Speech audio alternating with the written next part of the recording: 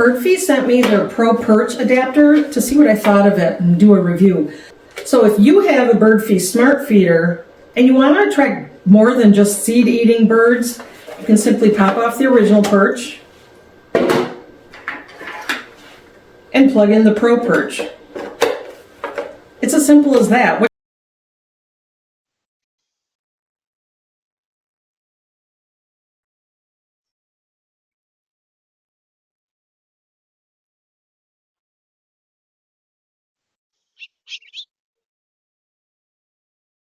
What's cool about this adapter is it has several different pieces where you can put different types of bird food. So nectar to attract nectar-loving birds like hummingbirds. A couple of little plastic containers. You can put little pieces of fruit in here or water.